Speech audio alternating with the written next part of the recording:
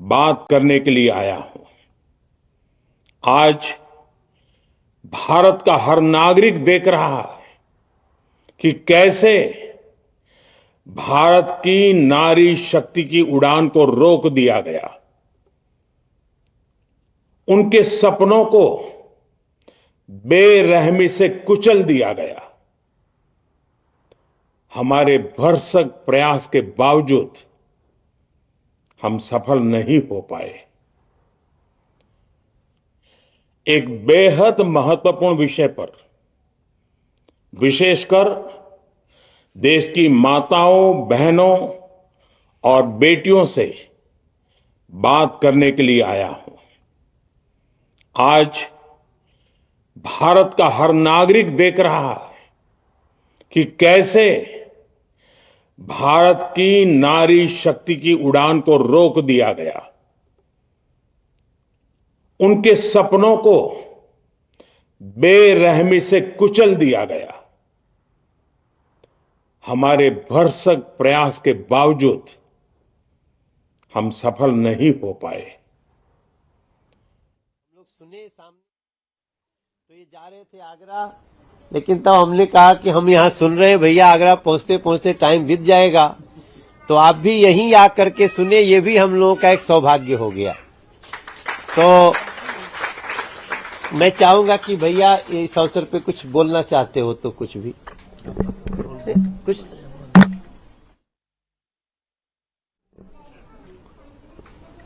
आज मोदी जी ने देश को जो संबोधित किया, खासतौर से महिला वर्ग को, मुझे सुनने का अवसर मेरे भाई और मित्र मनोज तिवारी जी के आवास पर दिल्ली की उनकी लोकसभा की महिलाओं के साथ बैठने का अवसर मिला। संक्षेप में ये बात है कि मोदी जी एक 40 साल से प्रयास कर रहे हैं कि महिलाओं का आरक्षण हो एमएलए में और एमपी में 33%। उसके लिए विधेयक लाए, लेकिन उसके लिए महत्वपूर्ण बात है कि कुछ लोगों के सवाल आ सकता है कि जब सब बिल पास हो गए तो ये क्यों नहीं हुआ। सामान्य बिल सामान्य मेजोरिटी से पास होता है। ये संविधान में संशोधन आपके लिए करना था कि आप 33% आए, तो संविधान में संशोधन करना था। संविधान का संशोधन 2/3 बहुमत से होता है, और 2/3 बहुमत तब हो पाता जब विपक्ष भी आपका पक्ष लेते महिलाओं का। तो जितना विपक्ष है, ऐसी विपक्षी एकता मैंने कभी नहीं देखी कि एक भी एमपी ने आपके पक्ष में वोट नहीं डाला है। चाहे वो कांग्रेस हो, चाहे वो आम आदमी पार्टी हो, चाहे तृणमूल कांग्रेस हो, समाजवादी पार्टी हो, डीएमके पार्टी हो, संपूर्ण विपक्ष जिसको इंडिया अलायंस कहते हैं, एक भी महिलाओं के पक्ष में वोट नहीं डाला। इसलिए हम पास कराने में सफल नहीं हुए हैं। लेकिन मोदी जी ने वादा किया है कि इसको प्रयास जारी रहेंगे, और आप निश्चित तौर से गुस्से में हैं। और ये गुस्सा लोकतंत्र में दिखाने का एक ही तरीका है कि जिन लोगों ने आपके खिलाफ वोट डाला है, विपक्ष ने, उनके खिलाफ भी आप मतदान करें जब भी वो आपके दरवाजे पर किसी भी प्रकार का वोट मांगने के लिए आते हैं। तो अगर ये पास हो जाता तो अगले 3 साल बाद आप में से ही हमें कुछ महिलाएं विधानसभा में दिखाई पड़ती, लोकसभा में दिखाई पड़ती, और उसको रोकने का काम राहुल गांधी और उनके गठबंधन ने किया है। तो मैं मोदी जी का आभार प्रकट करना चाहूंगा कि एक आधी आबादी, खासतौर से, और आप पिछड़ी हैं, क्योंकि गोरी, कुतुबुद्दीन ऐबक, इल्तुतमिश, खिलजी, तुगलक, लोदी, मुगलों के जमाने से आपको पर्दा प्रथा करनी पड़ी, सती प्रथा, जौहर प्रथा, बाल विवाह। घर में भी 2 दर्जे का खाना मिला, 2 दर्जे की शिक्षा, 2 दर्जे की चिकित्सा। मोदी जी एक ही झटके में आपको राष्ट्र की मुख्यधारा में ला रहे थे। सत्ता वो चाबी है जिससे दुनिया का हर ताला खुलता है, और उसकी चाबी आपको दे रहे थे, लेकिन विपक्ष ने वो चाबी छीन ली है। बस इतना ही मुझे कहना था। धन्यवाद। नहीं, देखो, अभी एक बहन वहाँ वीडियो बना रही है। हम बनाओ बनाओ बनाओ, मैं रोक नहीं रहा हूं, आप तो बनाओ अपना। देखो, वहां खड़ी एक बहन, वो पूरा इस कार्यक्रम का वीडियो बना रही है, और विपक्ष कह रहा है, राहुल गांधी जी की पार्टी कह रही है, केजरीवाल जी की पार्टी कह रही है, उधर अखिलेश यादव जी की पार्टी कह रही है कि ये लोग नहीं चला सकते शासन। आप सोचो, वो कहते हैं कि आपको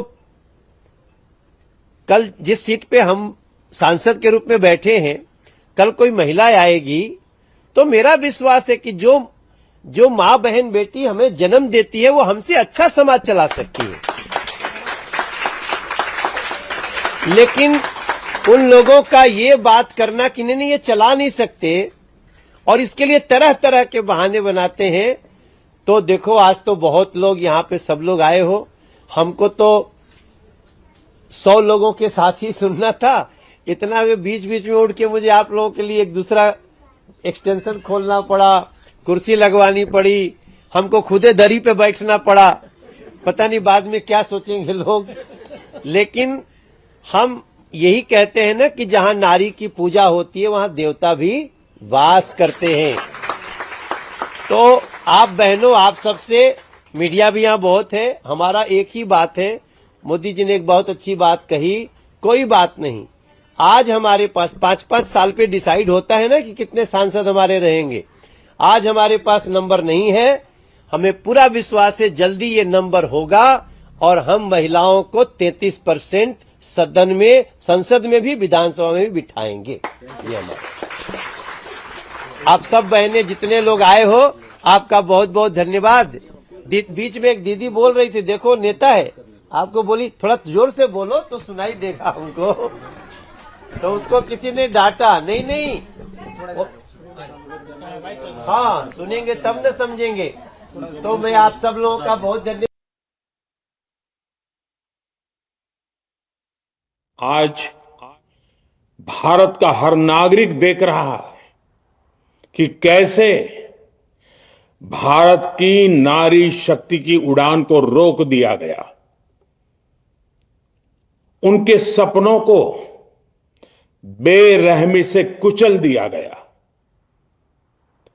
हमारे भरसक प्रयास के बावजूद हम सफल नहीं हो पाए। नारी शक्ति वंदन अधिनियम में संशोधन नहीं हो पाया और मैं इसके लिए सभी माताओं, बहनों, उनसे मैं क्षमा प्रार्थी हूं। साथियों, हमारे लिए देश हित सर्वोपरि है, लेकिन जब कुछ लोगों के लिए दल हित सब कुछ हो जाता है, दल हित देश हित से बड़ा हो जाता है, तो नारी शक्ति को, देश हित को इसका खामियाजा उठाना पड़ता है। इस बार भी यही हुआ है। कांग्रेस, डीएमके, टीएमसी और समाजवादी पार्टी जैसे दलों की स्वार्थी राजनीति का नुकसान देश की नारी शक्ति को उठाना पड़ा है। साथियों, कल देश की करोड़ों महिलाओं की नजर संसद पर थी। देश की नारी शक्ति देख रही थी। मुझे भी ये देखकर बहुत दुख हुआ कि जब ये नारी हित का प्रस्ताव गिरा तो कांग्रेस,